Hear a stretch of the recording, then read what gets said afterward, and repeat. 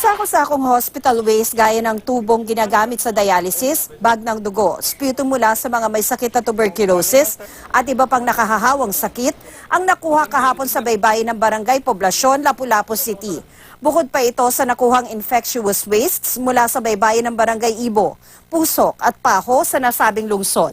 Tinipon ang lahat ng nakolekta sa likod ng City Environment and Natural Resources Office o CENRO bago pinaghiwa-hiwalay ng mga kawani at opisyal ng City Health Office at ng mga taga-CENRO. Kini siyang klases characters aning mga basura. Napakadelikado ng ganitong klaseng waste kasi may mga hose galing sa dextrose, may galing sa dugo at may mga ampules din.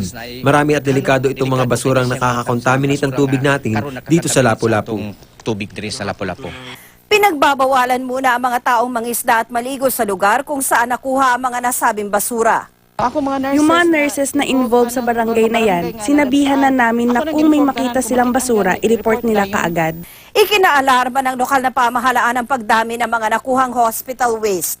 Pinaimbestigahan na raw ng alkalde ng lungsod kung saan ang galing ang mga basura. They're doing their own kuansad investigation, and then after that, dunalay technical. They will go back to us. These are hospital wastes which dili niingon sa yon nga unsa kay we just don't know o unsay effect para sa mga katawhan.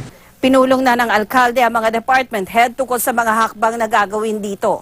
Pinadala na rin ang notice to explain na mga ospital na pinaniniwala ang pinanggalingan ng mga basura. 5 araw lang ang binigay sa kanila para sumagot sa nasabing issue.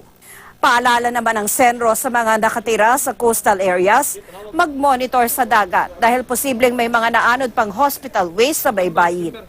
Tina Panganiban Perez, nakatutok, 24 oras.